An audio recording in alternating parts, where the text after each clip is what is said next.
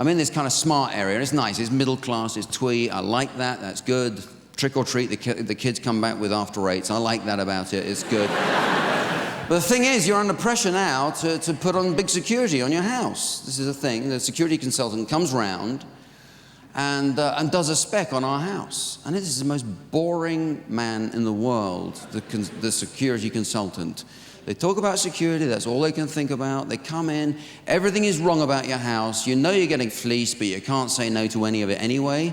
He comes in, he goes, well, the first thing he said, well, so really, your front path, your garden path, really, what you're doing there to your opportunist, really, you're just telling them where the front door is.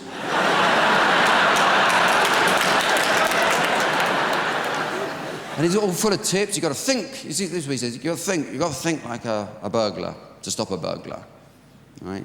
And I kind of overdid it. I did. I have to admit, I did overdo it, and I broke into my own house.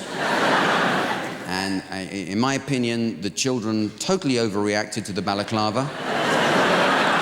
They didn't like being shut in a cellar or anything. But the point is, they're now alert to the dangers. They're alert. They're streetwise. They can't sleep at night, but they're alert. All the little tips you get. Oh, leave a landing light on when you go out. They'll think you're in.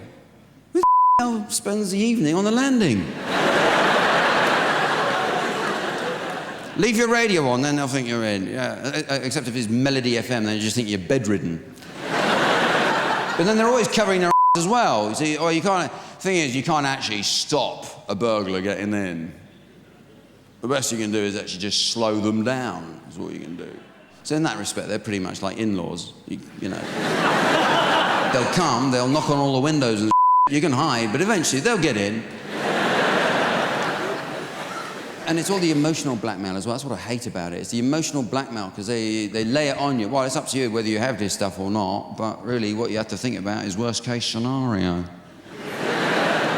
No. Come home one night, find all your things gone, your family slaughtered.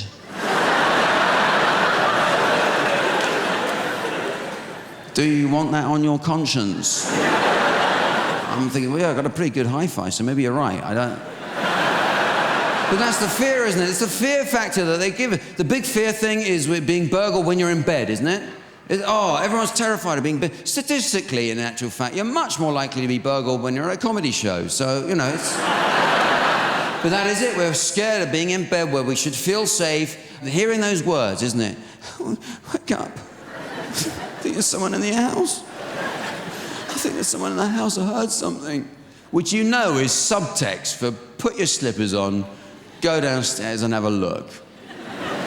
And to give her a credit, she always does go and look, but, you know.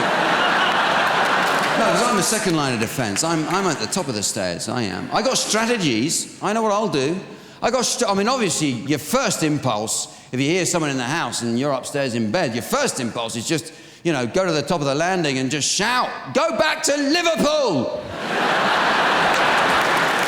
But my other one, this is a winner. This one's going to work, right? My other strategy is, if I hear someone, I'm going to actually go downstairs and hide, make out I'm a policeman with my walkie-talkie. All right, Sarge, request backup, please. SWAT team, please, Sarge. Yes, I have. I've got a gun on me. I will shoot him as soon as I see him.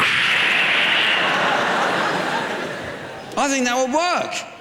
Right up until the point when the thief turns on the light and sees me standing there with my underpants with a tennis racket, you know.